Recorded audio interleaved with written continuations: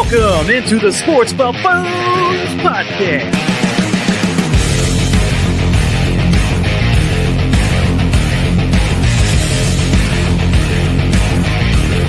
And once again to the Sports Buffoon Studios here out of Lenexa, Kansas, of course. What's going on? We get the full clan like it should be, gosh darn it. The three of us here.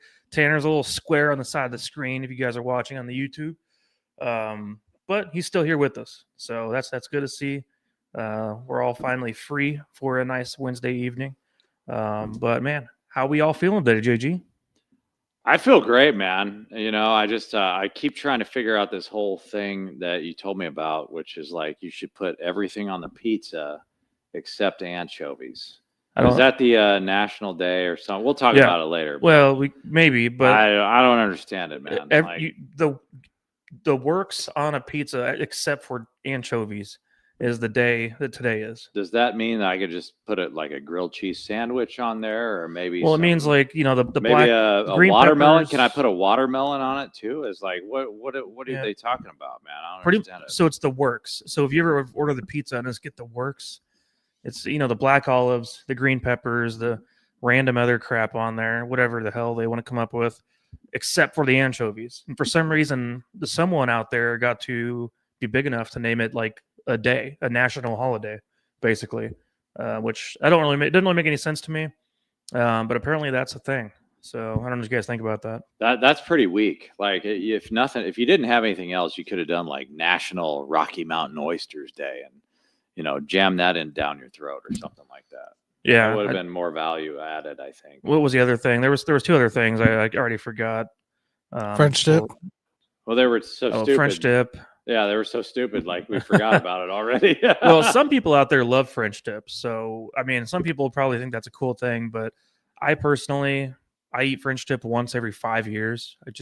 If it comes across my table, then I guess I'll eat it. But otherwise, I don't care about it that much. And you said you don't even like the au jus sauce. No, I don't care about it. I just think somebody needs to come up with something better. Like there's a lot better ideas than that. So maybe that's on us. Maybe we should figure out the next national. Well, now day. that we know November 12th is a very boring national day, we should come up with our own thing for this day. So let's give us some time, and maybe we'll come up with it during the show.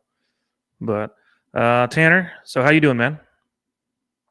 Good. Enjoying some action right now, some college basketball as we wait for tomorrow. So that's good here. I know you love your small schools and you love them action, and you love you probably even like the D2 schools the most. I bet from a betting standpoint, it seems like. So yep. I mean, obviously it's here towards the end of the show. We can get an update on our easy money picks and see where we're all at in the standings. See if we're coming back slowly or if we're still falling off a cliff like we have been most of this year. So we can just go into the bets. If I could get a time machine, I'd give anything to go back in time to when I was playing Division III basketball and just let Tanner bet on my games to see how many points the JG would score in a basketball game. That'd be freaking epic, dude. Now, would you have it in yourself to throw a game on Tanner's behalf? Ooh. Would you shave some points? I probably couldn't do that because at the time I was playing at a Bible college, so we weren't allowed to do any shenanigans like that. So yeah, I wouldn't have the balls to do anything like that. But I don't think Jason's going to go to lose out on his possible career that he might have had at the time and go to prison. Yeah. I didn't have the handles, man. I was a sharpshooter, but I didn't have the handles. So there was no danger of you guys having to watch the JG in the NBA at any given point. Yeah. I couldn't have done it either. I would have just wanted you guys to bet the under on me. All right, guys. Well, thank goodness the bye week is past us now. I mean, that's always kind of a strange week, an iffy week. It's kind of what I did for my Sunday is just met up with a friend, went to Old Chicago to watch some games at noon. And that's kind of how I spent, the first 4 hours of that Sunday, just trying to watch some games in a very casual way. And obviously none of the games I really cared about too much. It was kind of cool to see that the Dolphins beat the Bills. I thought that Buccaneers matchup was a lot of fun to watch there towards the end, especially. So there was some fun things about it, at least.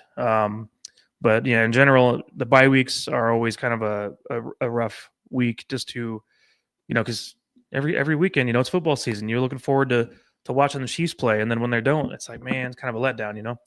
But bye weeks are good. Bye weeks are a positive thing here in Chiefs Kingdom. So we will take that for what it's worth. So Much needed. yeah, I mean, I think so. Absolutely. We did get, obviously, Josh Simmons is back with the team. I do not know for sure if he's starting in this matchup. I have a feeling it's still up in the air a little bit. I think it's Wednesday, obviously. So Andy Reid has not necessarily said or one way or the other about if he's playing or not. And Isaiah Pacheco, it sounds like he probably will not play again in this matchup with the Broncos, which I'm not surprised by at all. That knee is going to take still a little more time to repair itself a little bit. It's a knee strain. Luckily, nothing's torn.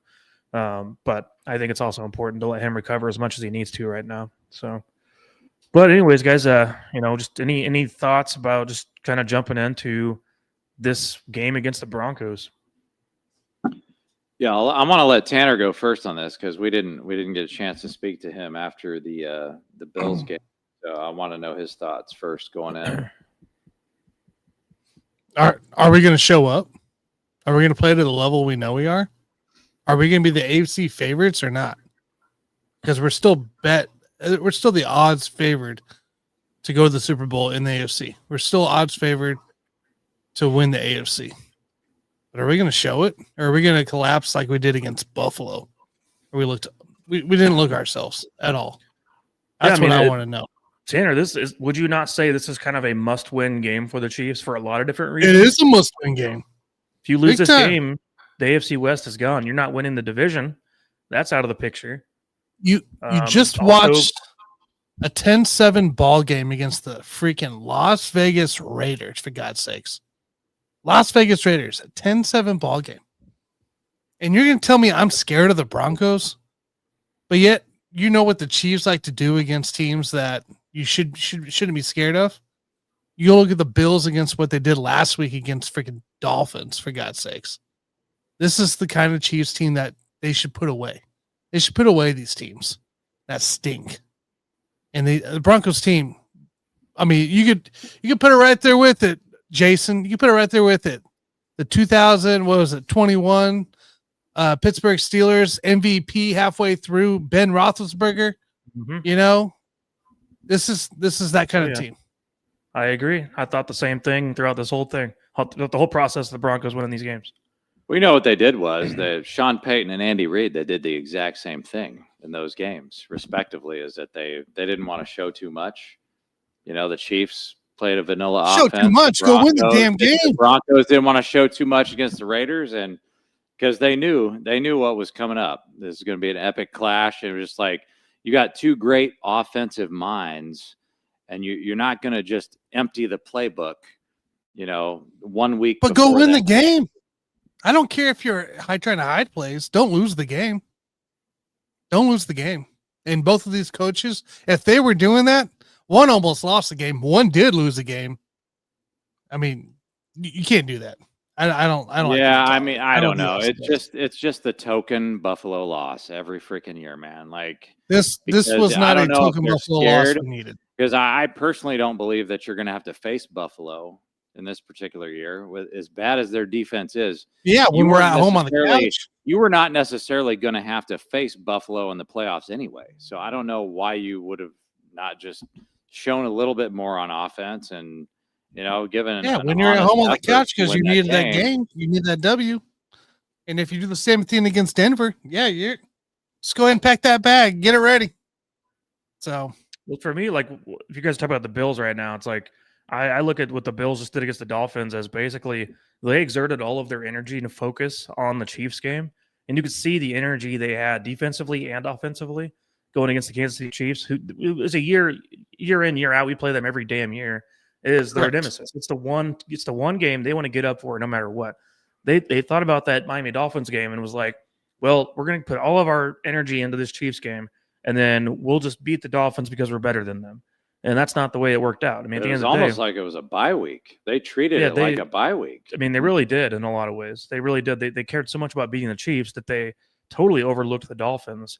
And I feel like they just kind of wanted to rest in a way, rest their mind maybe.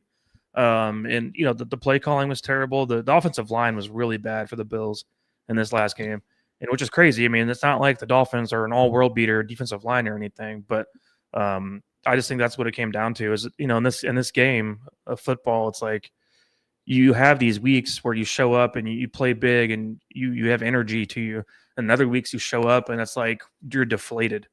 And that was the Bills in this last game with the Dolphins. And the Dolphins showed up because they cared about beating the Bills. The Dolphins had something to prove, And so for them, it was a big deal. It was their Super Bowl in some ways.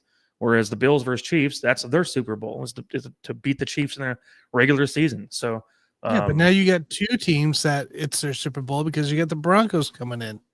Or we're going to the Broncos, but still. Well, we just got done ending the streak last year of beating the Broncos. You don't think the Broncos don't remember and going to keep that in their mind? They're going to play everything they got in this game. Can the Chiefs prevail this time? That's the thing. Yeah, I agree. We're getting everyone's best shot no matter what. I mean, that's what you get if you're the Kansas City Chiefs. If you're a dynasty, you're going to get everyone's best shot no matter what. The only thing is I'll say is, Bo Nix, if you ask even Broncos fans right now who've watched every game, he seems to be kind of the thing hindering them in a lot of ways offensively.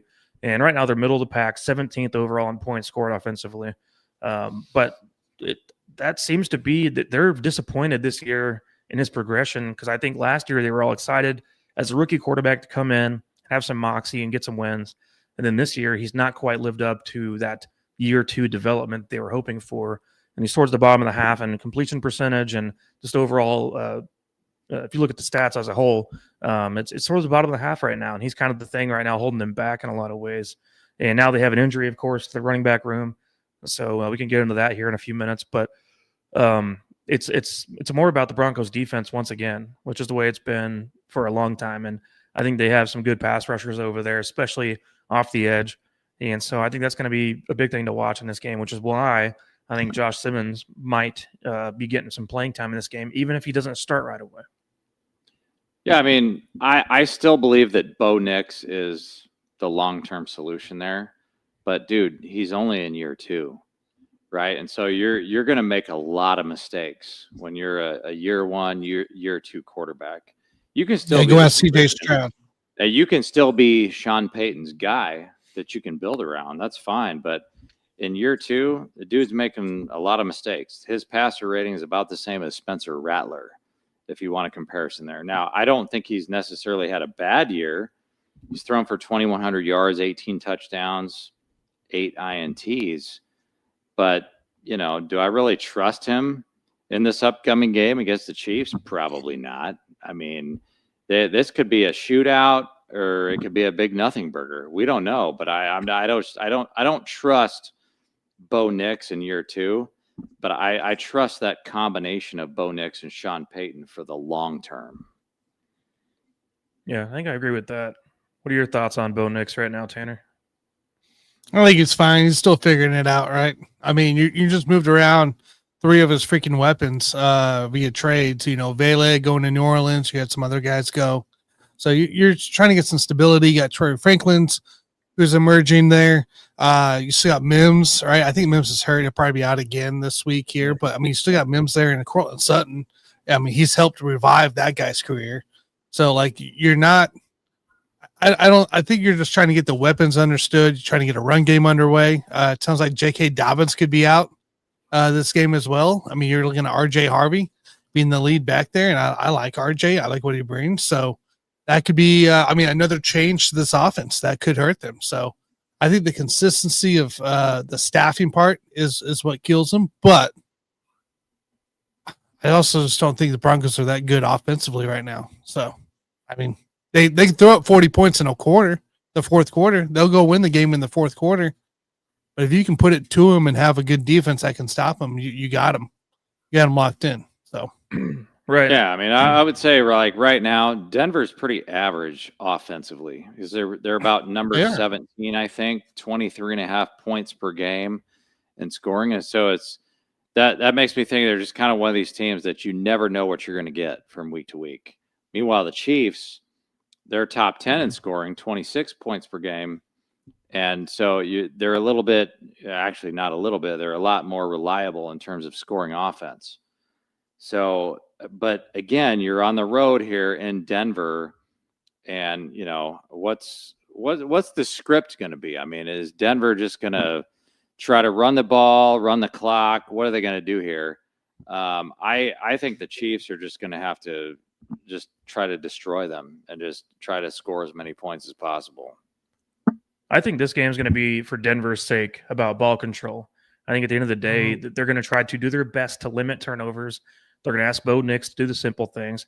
RJ Harvey is going to be a threat to watch for. The guy's got some ability, some open field breakaway ability to him. And so that's going to be something to watch for, which luckily we have good linebackers against the run. So that's going to help at least. But he's fast. I'll give him that. But this game to me is your traditional, you're going to see that clock moving. And I can't remember right now what the exact over-under is at the moment, but I think this is going to be a game where Peyton's going to be in a situation where he's going to want to grind it out. He's not necessarily going to be out there just, like we saw week 1, Justin Herbert coming out, and they started throwing the ball all over the Chiefs. I think it caught Spagnuolo by surprise, and Herbert did a phenomenal job in that game, and we took a loss because of it, and it was a true loss that we deserved to have in that game. I think at this stage in the season, Broncos look at this situation going, okay, we're 8-2, Chiefs 5-4. Let's not lose this game. What I mean by that is let's not put ourselves in positions to take a loss. If we lose the game for other reasons, then so be it. But at least keep the game close in the fourth quarter and see if we can come away with maybe a late turnover or a field goal to win the game that way. It's going to be really close. And the Chiefs are favored by 3.5. And I think it's a good spread, but even I would possibly look towards taking Denver plus 3.5 on the other side in a game like this. I just think it's going to be that close. The over-under is 43.5. 43.5. Yeah, that's perfect. Honestly, that over-under is literally right on the money of what I'm going to tell you guys for my pick. I'm just saying, if you're Sean Payton, man, and you're 8-2, at a certain point, are you not playing with house money at this point? And so I totally agree with you in going very run-heavy, keep Mahomes off the field in the first half. But at some point, if you're a great offensive mind like Sean Payton, do you not just open it up in the second half and just say, hey, man, we're 8-2. We don't really care what happens in this game. Let's just freaking launch it. You're a great offensive mind. You also don't have Drew Brees at quarterback for you. You don't have Marcus Colston and all those other great athletes that they had at the time. The Broncos have some decent players. Like, Cortland Sutton as a veteran is still a terrific player, really. But it's just one of those things where you can be a great offensive mind, but if you don't have, we had Alex Smith with Andy Reid for the longest time, and we were limited offensively in a lot of ways because of Alex Smith's inability at times, not that he didn't have the ability, but just his mindset was not to force things downfield necessarily. And Bo Nix, to me, what he's asked to do right now, I think they want to keep him kind of on a short leash and not be making mistakes. If you turn the ball over against Kansas City Chiefs, especially when we have a healthy receiving roster like we do right now with Worthy and Rice, Kelsey, everybody else involved, then you could be asking for trouble.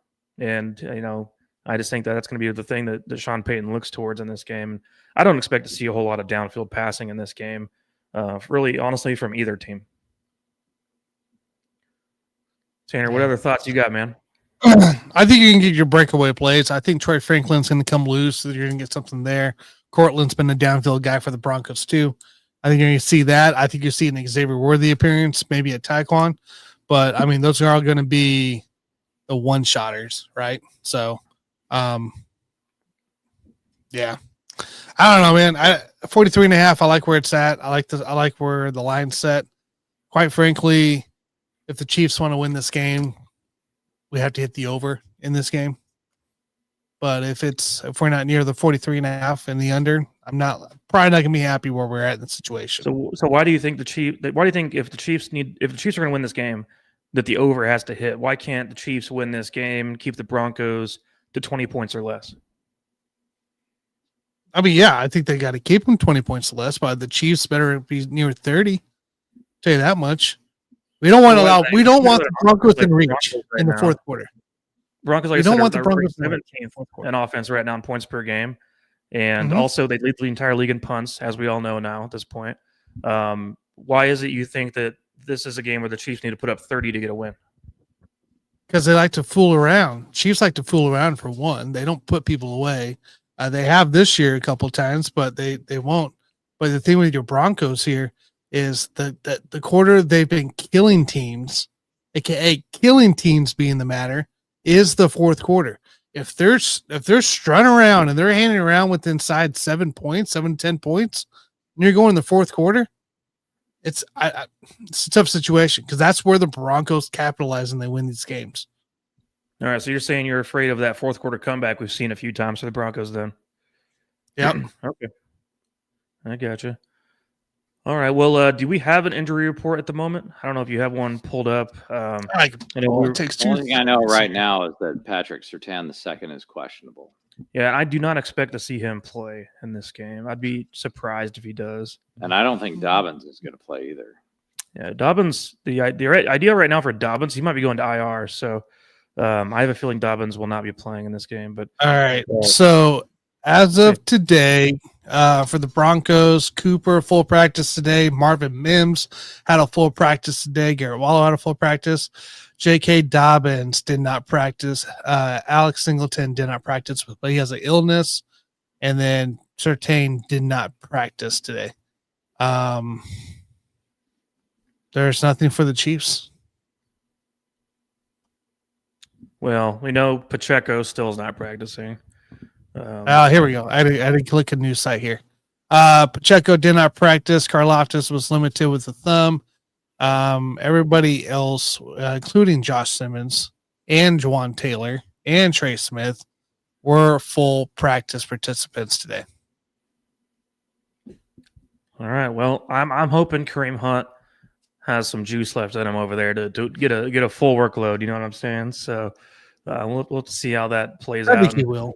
I don't know. Do you guys think that there's a chance we see more of Clyde this week? I know we saw him a little bit in that Bills game, but any more Clyde you think coming up? Probably. I mean, honestly, what are you going to give him? Like 2 carries? That's what he had in the last game. Yeah. Yeah, sure. Absolutely. You could see him in there. But honestly, at this stage of his career, he's just like he's just a guy, man. Like we know he's just a jag. So let's throw him in there for 1 or 2 carries. He's a pass blocker. That's why Andy Reid has him over Mitchell right now, because he's a pass blocker. He knows the schemes. He knows the offense. That's fine. Yeah, and honestly, in this game particularly, I hope to see more of Rashad Smith. Like I said, I do think we're going to see a lot of underneath stuff in this game. And that's something that they should have done more against the Bills. I think that Bills game plan the Chiefs had was terrible. And especially in a situation where you're going against a team, and especially once you realize you can't block their front four, because it wasn't happening. Stop trying to throw the ball downfield every damn play. The average depth of pass in that game was the furthest in the entire NFL for that week. And there was no reason for it. There's no reason for it to force the issue when you don't have time in the pocket. And that's why Mahomes was pressured as much as he was, is because you're trying to call these 7-step drops, all this crap where you got guys going downfield for the passes, but yet a defensive end is on his ass within 2 seconds. And so I really hope that the Chiefs look at that situation and can learn from it, because the Broncos are a great D-line to get to the passer in a very fast manner. So to me, it's like you cannot come out with the same idea of thinking just get the freaking ball out. Just get the freaking ball out. I hope the underneath action is creative. I need to see Andy come up with some better play calling in this next game with the Broncos. It's like you can still go pass heavy. Like you don't need to run the ball that much. Just go pass heavy and just get the ball out fast. Yeah, you could still throw the ball 35 to 40 times in this game and get a win, but you got to go about it in a smart way and not like we did against the Bills, where you're just trying to chuck it up when you don't have time to do that. Yeah, well, the Bills game is I don't even want to talk about it anymore. That game plan made no sense. So we're just that made me so mad. It was bad all the way around. So that's why Andy Reid told you guys he has to do a better job. Come on, guys. He said it. Got to do a better job. Don't you guys trust him by now? I think he's full of Don't you guys trust him to do a better job? I don't know, man. He hasn't bought my trust yet, He hasn't got me in yet. Full of shit, man. Like that's just a cliche. Oh, I need to do a better job. that game plan was probably set for a long time ago, dude. And he just didn't want to empty out the playbook, and that's all it is. So that's so dumb. I hate. We're gonna live with that shit, and we'll. You don't want to empty out a playbook for a loss. Makes sense. But you always, you're always going to lose to Buffalo. So who gives a shit? You're 5-4. Now you got a must win. Not when you're 5-3 going into a bye week. Well, now you're 5-4, so you're not going to pull any punches. Yeah. Now the chain's the range is even smaller for losses. So I do have to ask you guys. So if the worst comes to worst in this situation, and for some reason the Chiefs screw up and take a loss, are you guys concerned that the playoffs may be out of the picture? I mean, that's how much of a must-win this is. Like I said, now all of a sudden, every game from here on out matters. The Colts game, especially, and then you got the Cowboys game, and then you just keep going down the way. Dude, the freaking schedule is so freaking cake, though. After that, that's what I'm worried about. Like I know there's a lot of people out there that believe in the Colts, but you got the Colts at home. Colts are very and if you win that game. Like this is our Colts. Run the this table. Is our team. That's what scares me so much about this Broncos game is that they take it too lightly and they see the upcoming schedule and they say, well, you know what? We can go 5-5 and still run the table and it's not a big deal. And that's not what's going to happen. I firmly believe that the Chiefs are going to take care of business here. But that schedule is so pathetic. I mean, you got to go your away games are at the Cowgirls, Tennessee, and Las Vegas. All the rest of your games are at home, dude. All of them. And I'm just like, man, that I would be chomping at the bit to just take care of this one freaking game in Denver because it just gets so much easier after that. You don't want to lose anymore. If they go 5-5, dude, honestly, that's if ridiculous. They go 5-5, we're still going to the playoffs. No, we aren't. Do you want to? We aren't. We aren't. We're not going. Well, yeah. Josh Simmons is back. Yes, we are going to the playoffs. If you're telling me that you're slipping up against the Buffalo team that got blown out by the Dolphins the next week, and with Josh Simmons back, dude, that couldn't blow out a Raiders team. With Josh Simmons back, dude, anywhere. If we lose this game, I promise you, we're going to the playoffs, and nobody wants to face the Chiefs. Anytime, anywhere in the playoffs. So, from the Chiefs' perspective, this is a must-win. But mathematically, no. Mathematically, no, it's not a must-win. Well, it's a must-win if you want to win the division. If you're my point is, if you have the mindset of a winner, if you have the mindset of a champion, which the Chiefs have always had, in the Mahomes era, then yes, it's a must-win. But mathematically, they're going to the playoffs no matter what. So yeah, I'm not worried. Now with the Chargers, if they haven't finished with their running record too, I don't think you're getting 3 guys in. So in the division, you're worried about the Chargers? Is that what you said? I'm saying if they finish with their winning record, you're not getting 3 teams in this division. I don't think. We got the Chargers at home. We're gonna crush. I don't the Chargers in a revenge game. Look. I don't like Chiefs Twitter generally, okay? But there was one comment this week that I kind of agreed on. I kind of agreed on the take. And it was, if we lose to a Broncos team that we know isn't good and that could only score 10 points on the Raiders team this past week, and we know they're not good, then maybe we're just not that good. It's a very possibility. We lose to this Broncos team, guys. We might not be what we think we are at this point. I'm going to go all in. I should go all in on that -4 right now.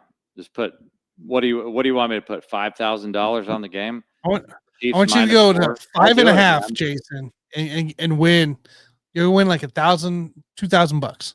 It's not a must win from my perspective, but if you're a champion like the Chiefs need to be, they have to come with that mindset. You're going to cover that 4 points and then some. It's a must. So I'd put $1,000. I'd put $1,000 on it, Mike. I don't know what you would do on that shit. Well, I'll tell you my final score, and then you could figure it out based on that number here in a minute. But, but no, I feel. I mean, good about this game in general. But I will say that I'm not, even if the Chiefs end up 5-5 after this week, I'm not going to count them out of the playoffs yet. But it does make things much more difficult, especially considering the fact you got, the Patriots and Bills in their division. They're both going to be in. The Chiefs lost head-to-head to the Jaguars. And in the AFC North, you just got the Steelers, I guess, over there at the moment. But the Ravens are coming back a little bit. They're starting to fight their way back. And then the Bengals got Joe Burrow. Not that I care about that, but he's coming back apparently soon. But 5-5 would be pretty rough for sure. And as far as what Tanner's saying, maybe we're not as good as we think we are. It's funny because literally just 2 weeks ago, it felt like we were 5-1, right? At that point, Felt what good. I mean by that is, we had won 5 of our last 6 games up to that point. And we're sitting here going, well, the offense, now we're top 3 in the NFL again, right? Rashid Rice is back. And so how can we stop us, right? We have one hiccup against the Bills like we do every damn season. And all of a sudden now we're starting to question ourselves again. The truth is, this defensive line sucks ass. It's lazy. This defensive line is the reason why this defense at all has a problem, yet we're still 4th in the NFL in points per games allowed. And so It's amazing that they can be that bad at getting and finishing on getting to the quarterback, and yet still we're 4th right now in the NFL in points per game allowed, and that's with going against some really good teams, some really good offenses up to this point. And so, yeah, we don't have a great D line. Like, the Broncos have pass rushers that can get there in a second. We don't have that. We have a bunch of tryhards, which it's funny I say lazy and tryhard in the same sentence, but it's a combination of both. It's going on this defensive line. And it's frustrating to see. But if the Chiefs, for some reason, are failures this season, do not make as far as we think they should, I think at the end of the day, it's going to come down to the fact we had to blitz to create pressure this entire time rather than being able to rely on just a front four to get there. And that way we could use our linebackers in other situations and drop off and have 3 safety sets more often defensively. To me, this season is not anything to do with the offense being a problem necessarily. I think the offense is what it is, especially with the fact that we just have average to below average running backs, great receivers. Patrick Mahomes has played very efficient the majority of the season. Travis Kelce at 36 years old leads all tight ends in receiving yards. The offense is not the problem. If for some reason this team falls apart this season, it's that stupid ass defensive line with that overpaid D tackle right there in the middle that's causing the problems. And I said that as polite as I could, but it's been very disheartening to watch him this season and to see how lazy he's been. It's the draft picks from Brett Veach on the D line have not been good. The guy that I'm referring to that was a cornerstone piece on this defense throughout the entire dynasty was a draft pick by John Dorsey. And so I'm asking one of these freaking guys on the D line that's a Brett Veach draft pick, step the F up and become a better player. And they're not doing it. You're putting all of your eggs into one basket, which is basically that, okay, our offense is going to put up a lot of points and our defense is not going to pressure the quarterback, but Spags can dial up some bullshit, right? Double blitz here and there that gets home at the right time. You're putting all your faith in Spags and the offense, which in a perfect world, if you're a Chiefs fan, that would work actually to get you to the Super Bowl and lose to the Philadelphia Eagles again. But you're hoping that the Eagles somehow get upset sometime in the playoffs, because I think they can beat anybody else. But if for some reason, if the Eagles get there again and the Chiefs are fortunate enough to get there again, you're not going to beat the Eagles, man. It's over before it even starts. And so I think they're putting all their eggs into one basket, which is like, okay, we're going to blitz when we have to. We're going to do the best we can to get the quarterback. We're going to score a lot of points. And then we're going to pray. We're going to hope and pray that the Eagles don't make it to the Super Bowl, which is entirely possible. I mean, there's no guarantee that they make it back to the Super Bowl, and then the Chiefs win, right? They're probably going to win against any other opponent. But it's just, it sucks, man. The defensive line, like you said, Mike, they freaking suck, man. They're freaking horrible. And so it's painful to watch, but at the end of the day, like we have to take it one game at a time. And so like right now we're just looking at the remaining schedule, which is, if we beat the Broncos, then we got the Colts at home, at Cowboys, then we host Houston, Chargers, at Tennessee, home against Denver, at Vegas. It's just the schedule is too freaking easy to not be competitive and to not be, a contender. Well, man. I do just want to. Easy. I want to remind you that there was a year in the Patriots dynasty where they missed the playoffs after going 11-5. I think one year, some crazy record like that. And the Chiefs ourselves here in Kansas City, we went 10-6 one year and missed the playoffs back in 2005. And so you can have a good record in the end, like a 10-6, 11-5, like we've seen in the past, and which in today's age would mean 10-7, But you can have those kinds of records, but then you have to look at the rest of the AFC when you have teams like the Patriots who've come alive now with Drake May and Mike Vrabel's done an amazing job over there, of course, and be like, well, we've also lost head-to-head to a couple of these teams. It's going to be a problem. So I could see Jacksonville still hanging around. I could see a situation where the Chiefs go 10-7 if we were to lose this game and miss the playoffs, just based on the fact that the rest of the teams have a tiebreaker over the Chiefs now. And so that's the only thing I'd be worried about, taking a loss in this game. Too many dumb losses. I'm speechless. I'm speechless after that. I mean, I don't see it, man. You would have to have a catastrophic injury, I think, for the Chiefs to miss the playoffs. It's got to be something. I like your hope. I like your optimism, Jason. I like it. It's got to be something. I'm just saying, like, we've seen it before. I'm fairly certain the Patriots went 11-5 with Matt Castle that year. That Matt Castle was in there. Which 11-5, you're an automatic playoff team, right? No, they missed the playoffs that year. Didn't even make it in. That's year in, year out. We always have a 9-10 win team, either on the NFC or the AFC, that end up missing out just because of tiebreakers. Yeah, and that's the only thing I'd be worried about at this point. So I do think this game is a must-win in a lot of different ways. I wouldn't fully count the Chiefs out of the playoffs if they take a loss, but if they take a loss, the division's over and they can start thinking about. Yeah, it was Miami beating them down in Miami. Yeah, that's right. What are you talking about? It was down. The Allen just posted. It was 11-5 and they lost out to Miami in the final game. It was in Miami and they lost. Oh, did you put it on the screen there? It's yeah. You can't see it. Oh, I see it on there now.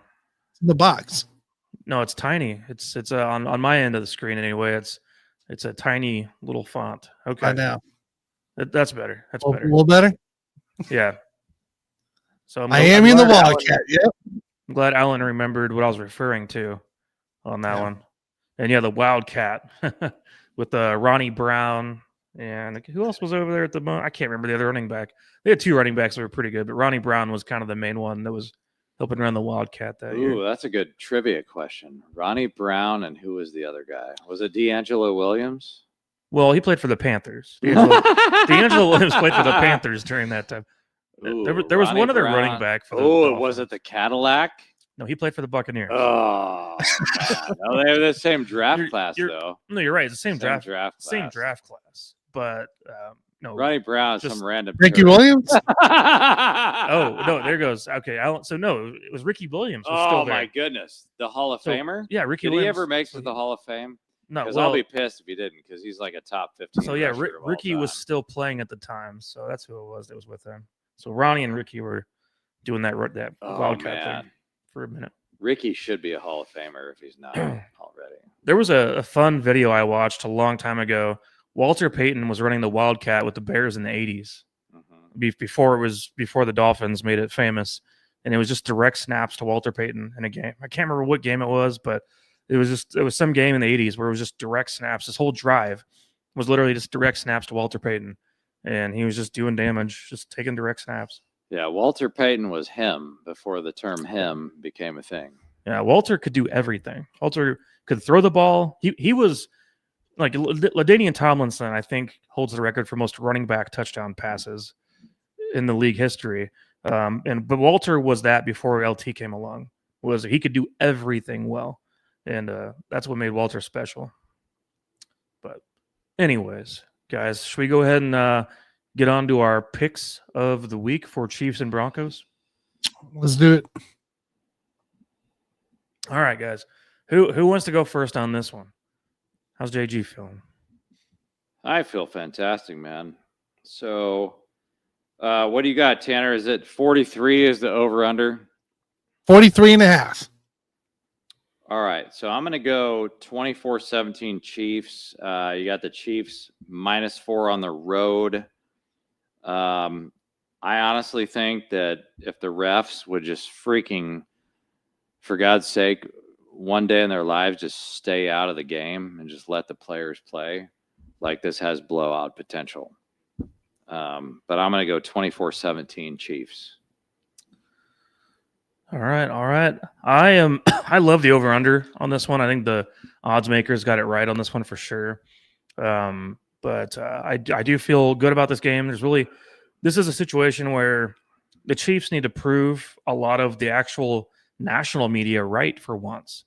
And, national media at this point, they're starting to gear towards the idea that Denver's a little bit fraudulent and that the Chiefs, as you alluded to earlier, are the number one team in the AFC because they currently are based on the odds. And so, to me, the Chiefs get this thing done 23-20 is my final score for this game. I'd like the Broncos to cover their +3.5 or 4 or whatever you got over there. Ooh, interesting. But the Chiefs get the win by 3 points. I think it's going to be that close. And it's too much of a familiar situation when it comes to you got two good head coaches against each other, familiar teams with each other that know each other too well, and it just calls for a close game at the end of the day to me. I like it. I'm actually going to go 2017. So 2017. You're going low scoring this time, Tanner, huh? Yeah. Now, earlier you said we needed to score 30, but now you're saying we could score 20? We need to score 30, but I'm going 2017. That's I don't think we're going to meet what we need to do. We're not meeting what we need to do, but somehow we pull it win the game. I don't care if you got to score 3 points to win. Just win the game. Well, that's very interesting because the bettors need to listen to the shit that we're talking about right now. So the two of you have the donks covering the spread in this game, and I don't. Yep.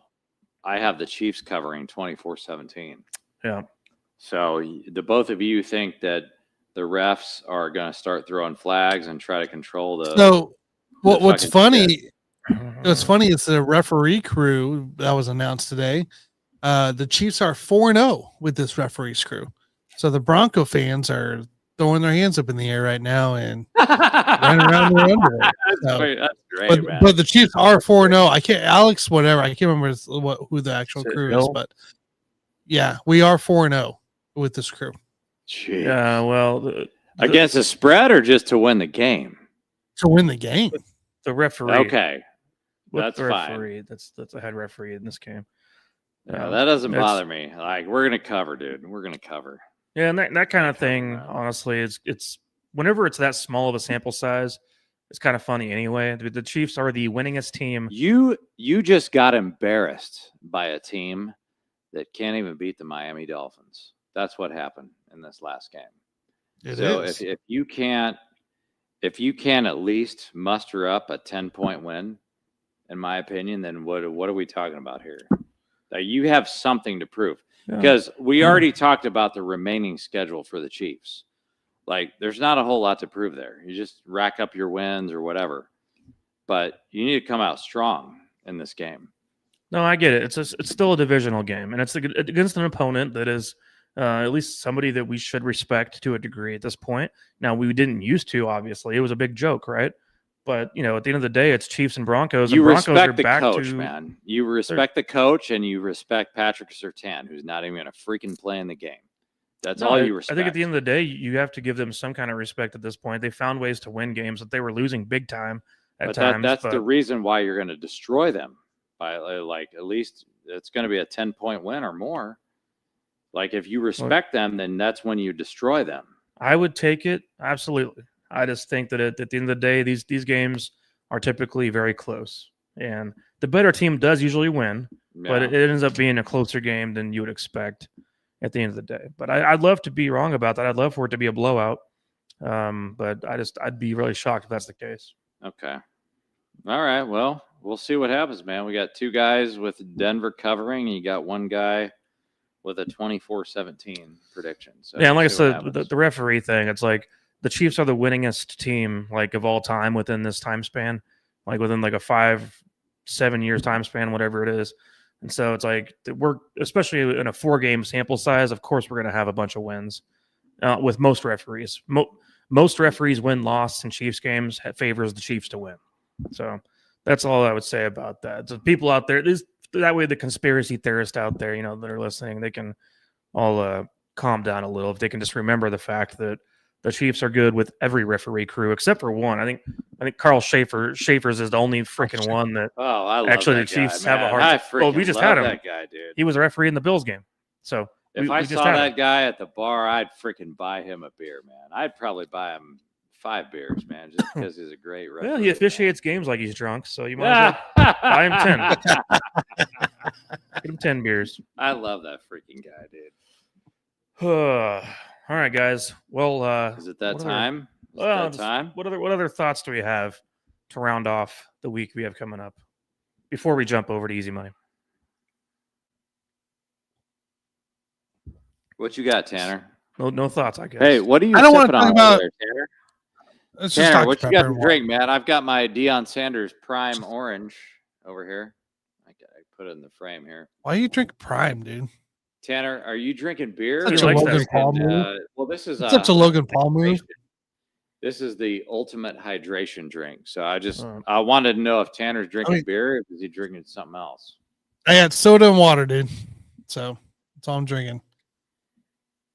He's being a good boy right now. Gin and tonic? You had a gin and tonic? Is that what you had? I don't think he's ever ordered a gin and tonic. I don't think I've ever seen Tanner even order one. I drank it once with Jason, but that'd be it. So I've never been. I mean, Mike, the countdown's on, dude. The countdown's on. Let's just talk about gambling, man, before we go into our gambling segment. Oh, I was going to say, John Cena's gambling for a minute. Last match is upcoming, dude. Hold on. You guys got 2 different things going on. Tanner, what are you talking about? Talking about John Cena, man. John Cena. Yeah, John Cena. Grand Slam. Ooh. Yeah, John Cena's last match is in what, a month? Okay. It's about a month, yeah. We don't know who his opponent is, though, right? Nope. So I think it's Rocky Maivia. The last time I checked, that'd be nice. Maivia. Well, the new version of Rocky Maivia now just drinks tequila and shows up drunk to shows. He doesn't want to do shit anymore. I would give anything to see that match. You guys know, I'm not into wrestling that much, but I would pay a lot of money to go see that, dude. Who's your dream matchup, Mike? Who's your dream matchup? Faced off many times, actually. Yeah. But what's your dream matchup? John Cena and who for the final match? Who would you watch? Honestly, I think it's got to be somebody else that's kind of a legendary opponent. Like, it can't be somebody weak. I think it would be insane. I know he's probably not ever going to do it, but I still think that somehow like a one final match for both Triple H and Cena would be a great way for them both to go out and never wrestle ever again. But like otherwise, like I don't want to see a total beatdown of Cena. Like I feel like Cena's got to take a loss unless he faces someone like Triple H. If he faces Triple H, he could get a win. But if you're going to face somebody younger who's more of an up and coming kind of a star, you're probably going to put him over and have them get the win over Cena, and then Cena goes out with a loss. I think that would. What's the thought? What's the thought of The Rock showing up, the final boss? Dude, I would be pissed because The Rock is the bastard who this entire year decided, Cena, you got to go heel, you got to turn heel. Cena turned heel, did what The Rock wanted, and then The Rock vanished and has not been back since then. And Cena hated every freaking minute of it until eventually they decided to cut this crap and go back to being the good guy again, like you're supposed to be. You want to know why I love The Rock so much is because I had to dress up for my daughter's birthday and for Halloween as Maui. from the movie Moana. Oh my god! So that's why I freaking I love The Rock so much, because he that's Maui, dude. Yeah, no, that's funny. I can't imagine you dressing up with your. I got photos, man. You can have. I might all need the to see. photos. I don't know if I want to see it or not, but I mean that's some. But I'm like, that's what Rocky Mavia. Did you have the tribal tattoos and everything? Oh yeah, I had all the tats, dude, and everything. Yeah. But that's what Rocky Mavia used to look like, didn't he? Now there's also used to look like Maui or something. Well, there's also the Roman Reigns, which looks more like the Maui you're referring to. But Roman Reigns, I don't know what he's up to. I don't know. I can't remember what's going on with him, but that would be a bad one in my opinion, because they faced off like a billion times, right? Cena and Roman Reigns. I feel like what would be the point? Now the one I would hate the most, obviously, would be Brock Lesnar. I do not want to see a stupid Lesnar and Cena match. Oh, I would love to see. No, that'd be such a. I freaking love Brock Lesnar, dude. No, but for the sake of wrestling, you don't want to see a big fat ass just throw his freaking ass on the mat, dude. And even Lesnar's not a fat ass either. He's not at all. Could be. Isn't he 50 years old or? Yeah, 40? but oh my god, I want you to tell Brock Lesnar he's fat. Let's see what happens. I could give him a beat down at my age. He's probably what? Is he the same age as me? He's probably like 40 years old, dude. I could beat him down, no problem, dude. He'd pick you up with one pinky and toss you across the room. Well, that's why I want to see him, dude. Like, you don't respect him. Look. Here at the end of the day, they already had a match this year, dude. They already had their match. All I'm saying is the Lesnar thing it would be awful, because all Lesnar does, walk into a match, it's like a 1 minute match where he squashes the opponent and it's over. It's just a total waste of time, and it's a bunch of hype. Every time it's a bunch of hype, which is what Cena and Lesnar would be. And then you get in there, and the match itself is terrible.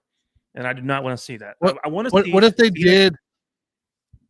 Huh? What if they did like a big, here's your final match, and then all of a sudden there's like all these little events that happen. Like, here comes Lesnar running out. Here comes The Rock out of nowhere for like 2 minutes, and then Roman Reigns shows up or some bullshit. It's like what if like they just put all of a sudden all these guys come in out of nowhere. Cody Rhodes comes in, the Viper shows up to help out. Like, what if Undertaker, for God's sake, Stone Cold?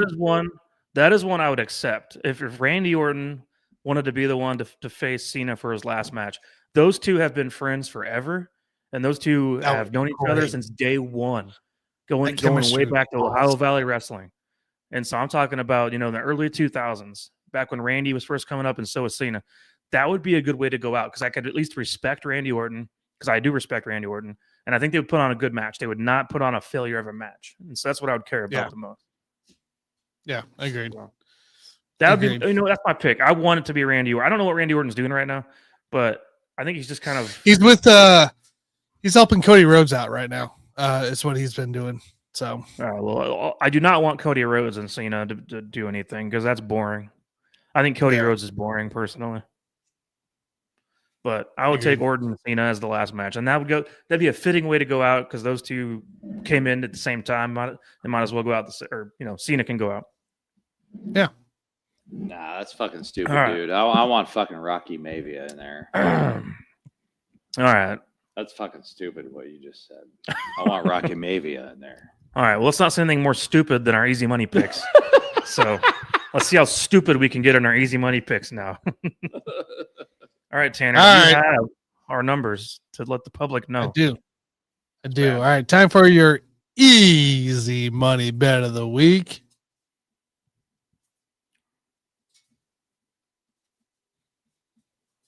Easy money bet of the week. All right, ladies and gentlemen, let's dig into it here.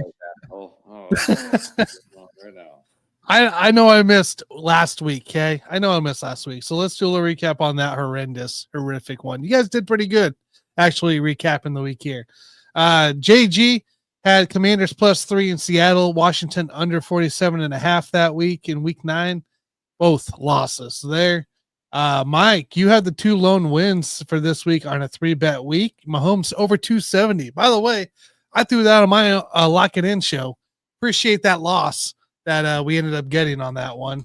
But you did hit the Broncos money line. So everyone understands, you're talking about the stats from 2 weeks ago. Week 9. Yeah, that's what I said. Week 9. Okay, thank you. Just want to make sure. Yep. Broncos money line, Ravens, Dolphins under 451.5. Those both hit. So good hits there. And then my 2 picks or 3 picks here. Georgia Tech -5.5. You were ranked number 9 in the nation, trying to win the ACC, and you lose to North Carolina, freaking Central State, not by 7, not by 14.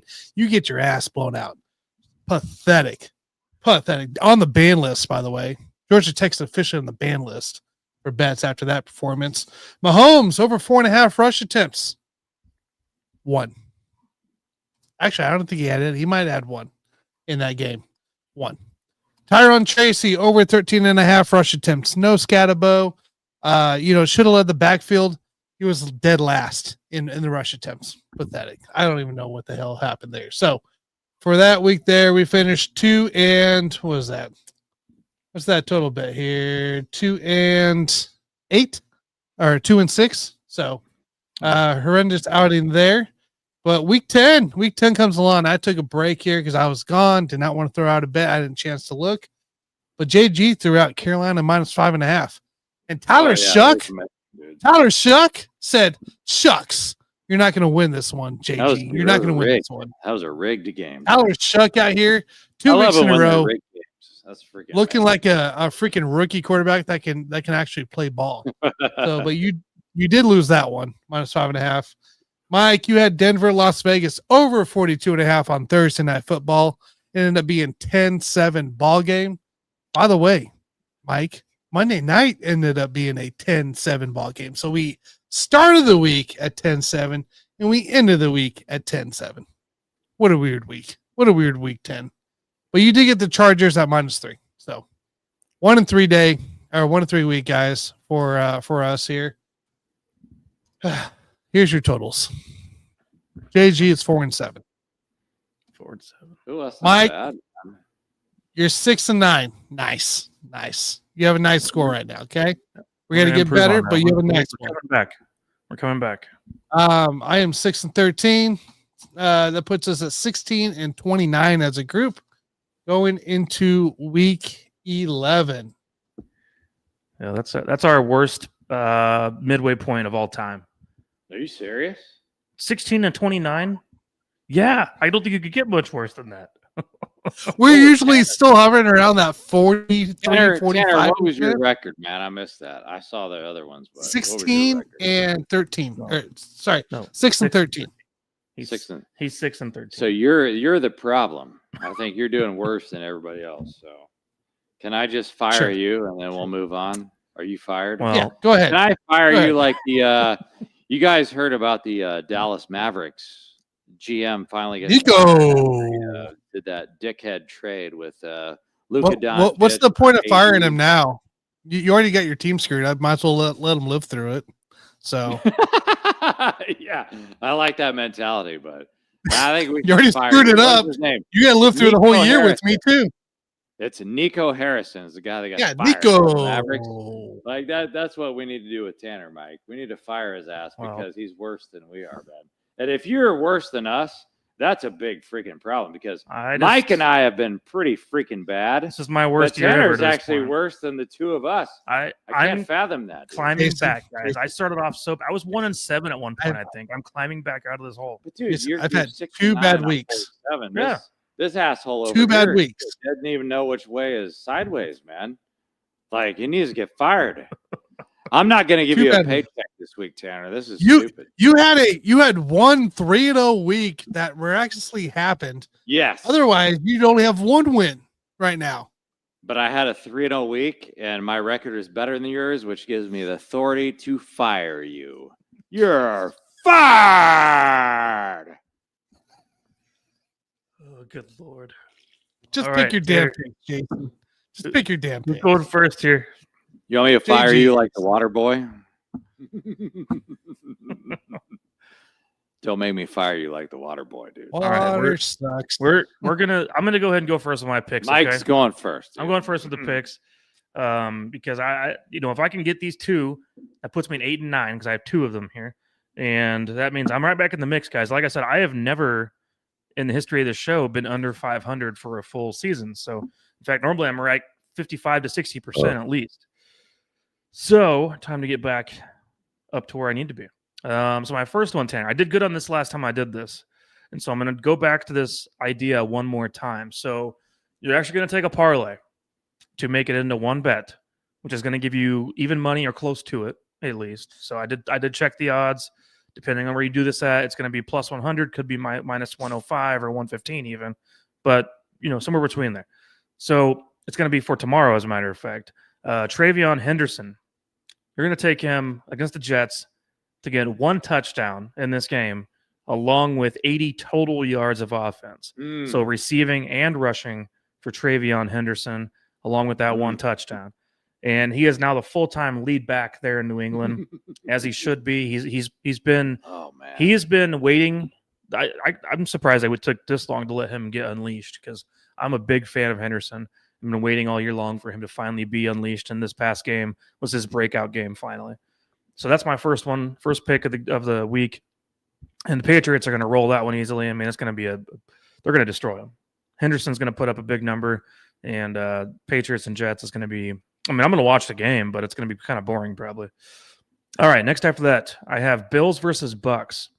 I love this game. I love the matchup a lot in this game. It's going to be a lot of fun to watch between Baker and Josh Allen. I have over 48.5 in this game. I think both of these guys, obviously the gunslinger mentality when they need to be, and Baker is a guy who is going to put up a fight till the very end, just as he did in this last game. And I think that I'm going to see more of that here against the Bills. And so for me, the over 48.5, I see this one being a fairly high-scoring game, as both offenses just have enough firepower to put up good points. So those are my 2 picks of the week. All right, JG. All right, I'm only going to do one, man, and that's going to be the Chargers at Jacksonville. Jacksonville is 5-4. Chargers are 7-3. Chargers are favored on the road, -3 here. Something doesn't add up for me in this game, and the fact that the Chargers are sneaky good this year at 7-3 does not make sense to me. Like there's something not right here. And to be favored on the road against the Jacksonville Jaguars just doesn't make sense. So I'm going to take the Jacksonville Jaguars to cover. They'll probably win the game. But, yeah, Chargers are not that good, dude. They're not. I'm not going to give them credit for that. So give me Jacksonville +3. All right. He's got Jacksonville +3. Tanner, what do you think of that? You have any comments? I'm not commenting on that. Okay. Well, that's all you need to know. Like if somebody laughs, when you have all these people who laugh at certain picks, that's when the league comes in and they say, okay, this is a trap game. We're gonna make a few things happen here. So love it. Against the money, dude. You guys love the Chargers, man. I know you guys do. You guys are my 2 resident Chiefs fans. Then you love those freaking Chargers, man. They're gonna destroy. I think Brian Thomas Jr. might be sitting out again. So I don't think of that. That doesn't matter. No, they got Jacoby Myers now. So. That doesn't. They got Jacoby Myers. That doesn't freaking matter, dude. Jacoby Myers is a superstar. It's a freaking trap. This is a freaking. It's not like you just lost to Davis Mills or anything. So it's a freaking trap game from hell. So Tanner, do you have like 3 picks to make up for your losses here, or what? I do. You've got a lot of makeup ground to do. Yep. All right, you guys ready? Start in the NFL. Okay, we're gonna start in the NFL. Doing the exact same thing I did this past Sunday to break my freaking ice cold streak, and I had a good Sunday. So we're gonna do the same exact concept that I did for these picks. Let's break this damn streak. Jameis Winston, named starter for the New York Giants this week. Sucks. Jameis stinks because I was really hoping to hit my prop of New York Giants future bet of over 4.5 wins. Does not look like that's going to be happening for myself. So if Jameis is starting, we're screwed.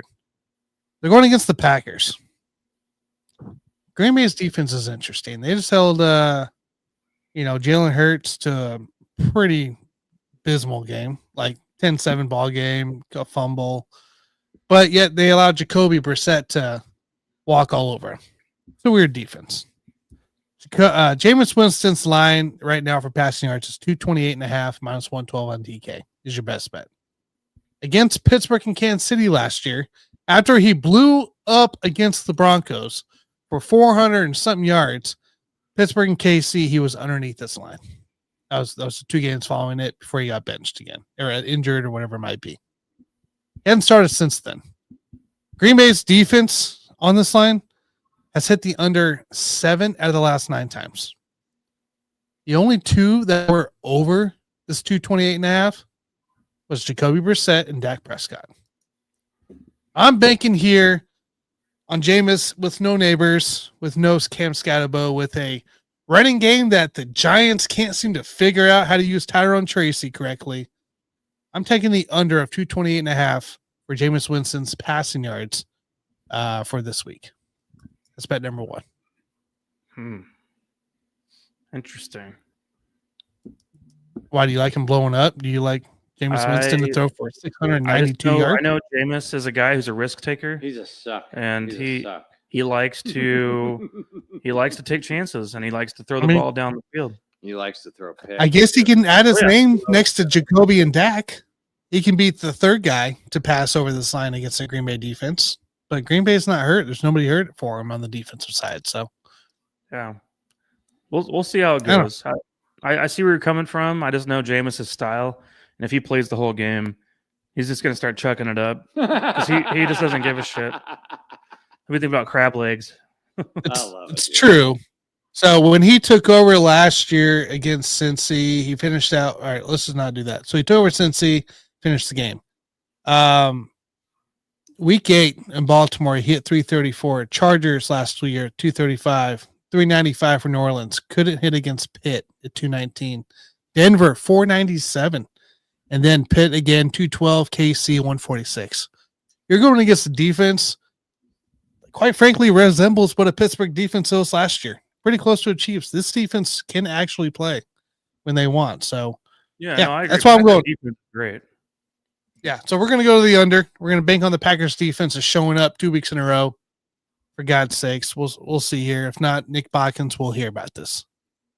Tomorrow, for my second NFL bet here. Mike, I'm riding with you here. I like Trevion Henderson tomorrow.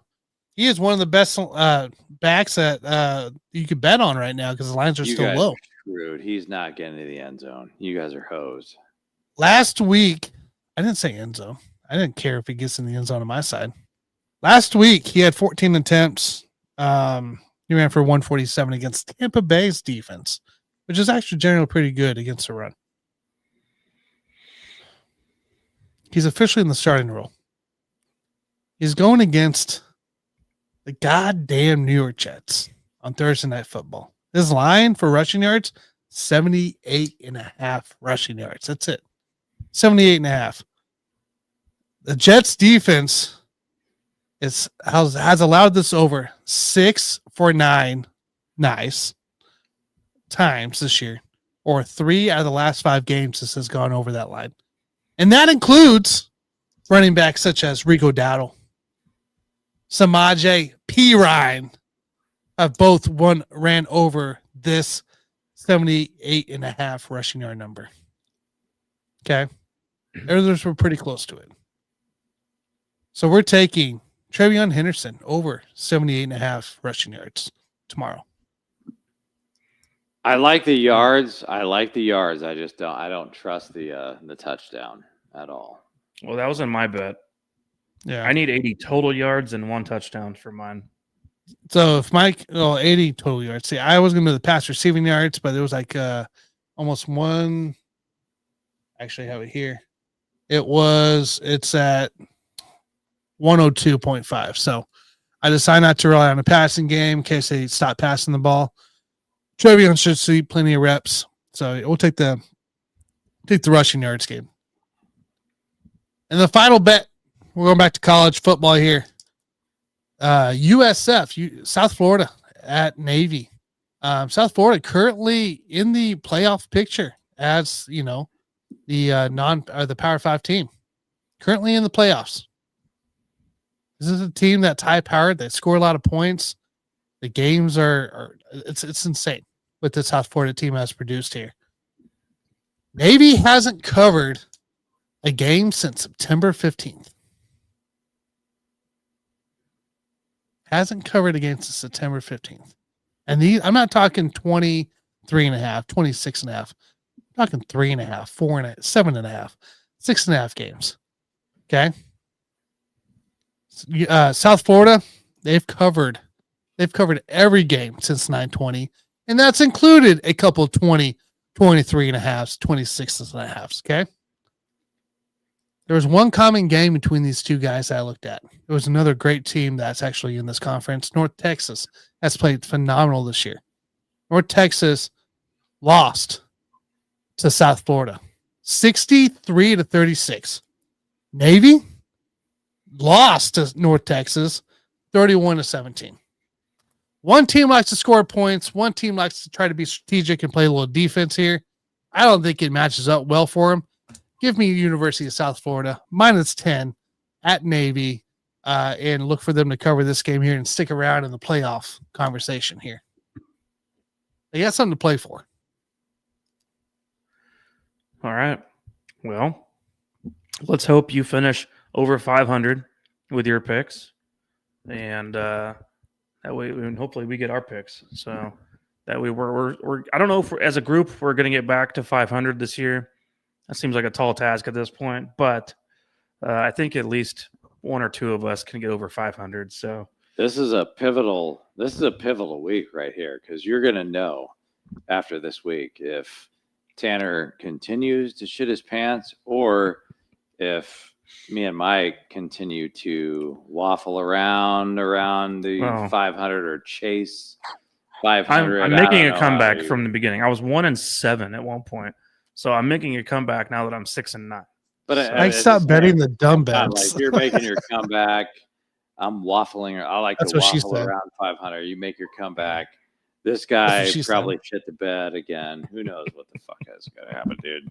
But this is a 2 bad weeks, man. You're going to be able to make a decision on the buffoons after this week on if you want to bet with us or if you want to fade.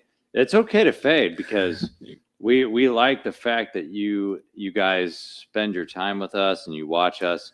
And if you think our picks are that bad, you can fade us and make a shit ton of money. I'm just glad that Starsky's not doing the parlays anymore that he was doing last year, because he was trying to do a buffoon parlay.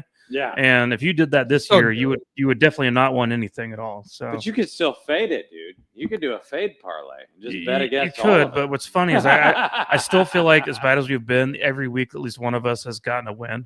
Everybody's had one win. There's no weeks I have not had one. Even if you did a parlay fade, you would still have been screwed either way. That's right. So we've been just bad enough to screw everyone involved. So. Anyways, this might be the day. This might be the day. This is why you bet singles. I've been turning it around. Tanner's going to turn it around. You got to turn it around. I've been on my path to turning it around. I don't need to turn anything around. I went 3-0, dude. I went 3-0 that one. So I just 2 weeks ago. I need to recover from my bullshit. You know. Yeah. Well, we'll see. We'll see what happens, I guess. So. Oh boy. All right, guys. I know it's been kind of a long show today, so. You guys have any final thoughts before we get out of here?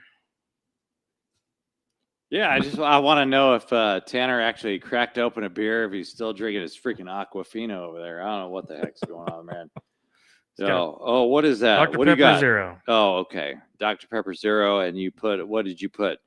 2 shot bottles? You did 2 shot bottles of Jack Daniels in there, or what did you do, man? Come on, be honest. Just tell the truth, man. I'm getting sick and tired of you freaking lying to me every freaking week. My goodness. It's like he's drinking his water. Send us home, Mike. I'm sick of this shit. All right. Well, I appreciate you all listening and hanging out. And let's hope the Chiefs can get this thing back where it needs to be, and we can be excited about another win in Denver, as it should be. back to the normal ways of Patrick Mahomes living is getting wins in Denver. So, anyways, I will see you all on the next one. Outro. See you guys.